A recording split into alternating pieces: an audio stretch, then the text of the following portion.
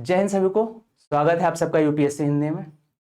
आज हम लोग दो ऐसे टर्म के बारे में जानेंगे जो बेसिक सेंस में तो हमको सिमिलर लगते हैं, पर उनमें थोड़ी बहुत डिफरेंशिएशन होते हैं। जैसे एक तो आप शब्द देखेंगे नेशनल पार्क और दूसरा है वाइल्ड लाइफ सेंचुरी। कभी कभी हमसे कोई पूछ भी ले कि नेशनल पार्क और वाइल्ड लाइफ सेंचुरी में अंतर बता दीजिए, उस स्थिति में हमको यही लगता है कि पढ़े तो हम दोनों हैं, जानते तो दोनों हैं, पर बेसिक अंतर हमको ज्ञात नहीं होते हैं। तो आज हम लोग यही जानेंगे कि national park, wild life sanctuary और टाइगर रिजर्व में बेसिक डिफरेंस क्या होते हैं। आइए देखते हैं। स्टार्ट करने से पहले हम लोग एक चीज ये जानेंगे कि जो भी ये वाइल्ड लाइफ एरिया जो हमारा प्रोटेक्टेड एरिया है, ये किसी ना किसी एक लीगल डॉक्यूमेंट से बैकअप होगा। कहने का सेंस है कि कुछ ना कुछ एक लीगल डॉक्यूमेंट, कोई लीगल लॉ या कुछ ना कुछ होगा जो इसको बताता होगा, जिसको मान्यता देता होगा, जो इसको प्रमाणित करता होगा। तो हमको याद रखना है कि the wild life protection act 1972, मतलब वन्य जीव संरक्षण अधिनियम 1972 जो है वो प्रोटेक्टेड एरिया के बारे में है। तो भारत की प्रोटेक्टेड एरिया क्या है, कैसे हैं, वो इसमें इस चीज के बारे में लिखा हुआ है। इसका सिर्फ और सिर्फ गोल क्या है? प्रकृति को बचाना। किसका गोल? ये जो अधिनियम हम पढ़ रहे हैं इसका मुख्य ध्येय क्या है, इसका उद्देश्य क्या है? प्रकृति का संरक्षण करना। लेकिन उनके नियम और शक्ति बहुत अलग हैं। जैसा कि अभी हम लोग देखेंगे कि नेशनल पार्क हुआ या वाइल्ड लाइफ सेंचुरी हुआ, तो उसमें कुछ स्टेज ऑफ डिफिकल्टी ज्यादा होती हैं, कुछ कम होती हैं। आइए देखते हैं। पहले हम लोग स्टार्ट करेंगे वाइल्ड लाइफ सेंचुरी। तो वाइल्ड लाइफ सेंचुरी, जिसको हम कहते हैं वन्य जीव अभ्यारण्य भी, तो नाम से ही क्लियर हो रहा है wild life sanctuary. Wild life मतलब जानवरों की कोई सेंचुरी होगी या कुछ स्पीसीज का स्पेशल प्रोटेक्शन होगा।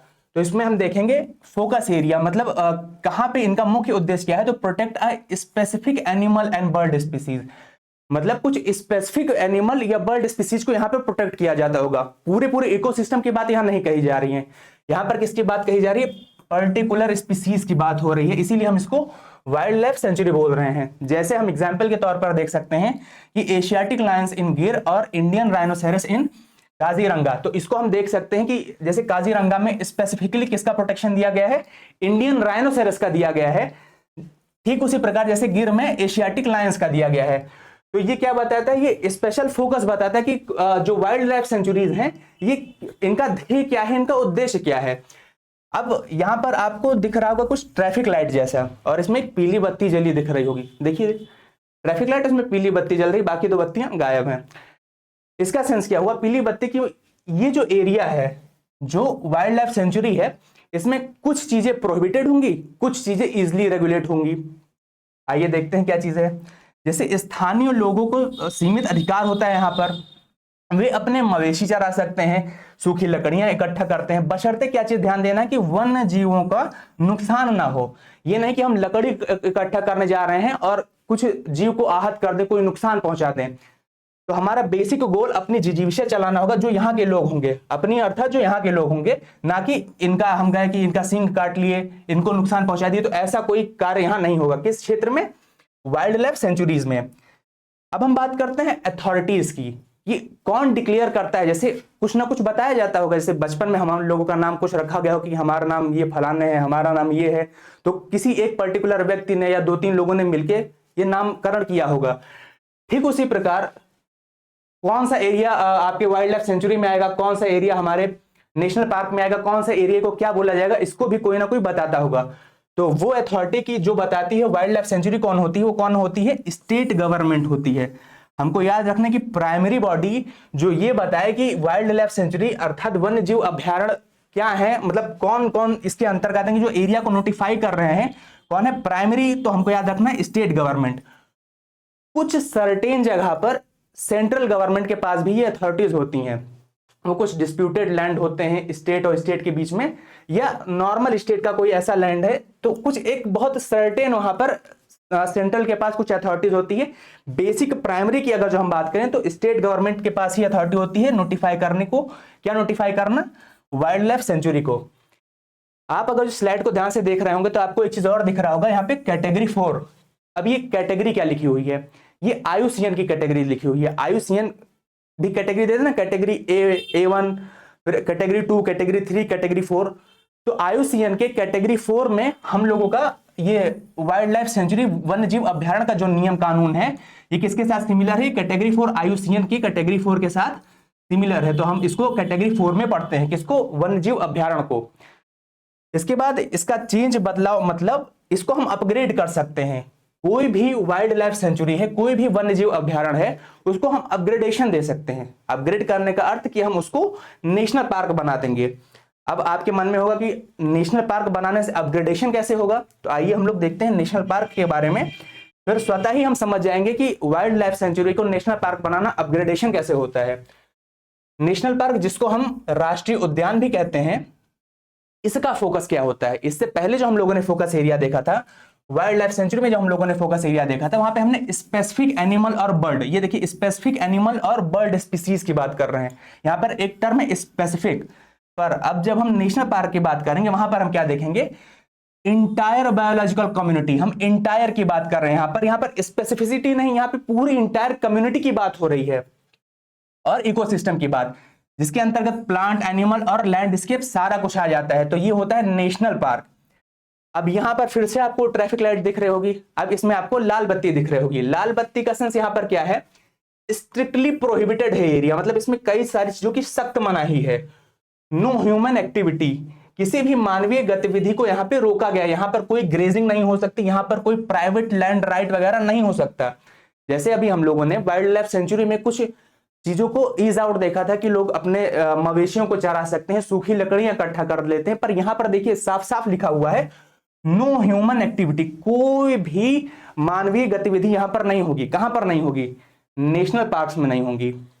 अब जैसे हम लोगों ने वहां पर अथॉरिटी की बात की थी कि वहां पर स्टेट अथॉरिटी प्राइमरी होती है नोटिफाई करने के लिए, हम यहां पर एक अथॉरिटी देखेंगे NBWL, जिसको बोलते हैं national board for wild life. ये बताती हैं बाउंड्रीज के बारे में कि नेशनल पार्क्स क्या है, इनकी बाउंड्रीज कितनी है, कितना उसमें ईज आउट देना है। एक बात हम और जानते हैं कि ये जो NBWL है, इसके जो चेयरपर्सन होते हैं वो कौन होते हैं? हमारे माननीय प्रधानमंत्री। जो भी व्यक्ति हमारे तत्कालीन प्रधानमंत्री होंगे या जिस भी समय की बात की जाएगी, तो इसका बेसिक कौन होगा?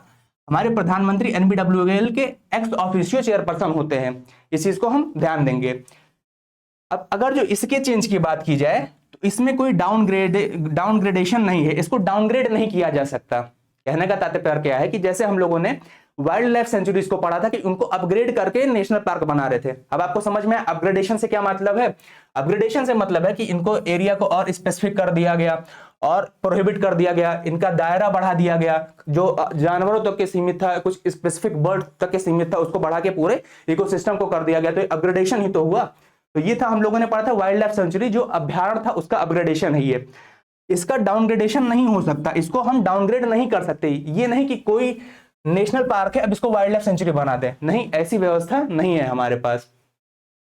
फिर अगर जो आप इसको देखेंगे यहां पर आपको कैटेगरी 2 दिख रहा होगा, तो अब तो आप समझ ही गए होंगे कि कैटेगरी 2 क्यों लिखा हुआ है। ये IUCN के कैटेगरी 2 में आता है। इसके बाद हम देखते हैं टाइगर रिजर्व्स के बारे में। देखिए बना हुआ है बाघ, इसका फोकस एरिया क्या होता है? ये टाइगर ओरिएंटेड होता है, जो स्पेसिफिकली क्रिएटेड होते हैं बंगाल टाइगर को बचाने के लिए, मतलब जो टाइगर्स का संरक्षण करेंगे। आपने प्रोजेक्ट टाइगर का नाम सुना होगा, तो प्रोजेक्ट टाइगर यही कंजर्वेशन ऑफ टाइगर, ये टाइगर रिजर्व वहीं से आया हुआ है। स्ट्रक्चर की बात कर लें तो इसमें हम 2 जोन्स की अभी बात करेंगे, एक कोर जोन आपको दिखेगा, एक बफर जोन दिखेगा। पहले हम अथॉरिटी की बात कर लेते हैं, फिर इस जोन को हम लोग और अच्छे तरीके से देखेंगे कि कोर जोन में कौन सा एरिया होता है, बफर जोन में एरिया क्या होता है, कहां पे हम मानवीय गतिविधि कर सकते हैं, कहां पर हम मानवीय गतिविधि नहीं कर सकते हैं। तो इनको जो मॉनिटर करता है वो NTCA करता है। NTCA मतलब नेशनल टाइगर कंजर्वेशन अथॉरिटी। ये इसको क्या करता है? इनका देखरेख करता है, मॉनिटर करता है। और इनको नोटिफाई कौन करता है? किसको?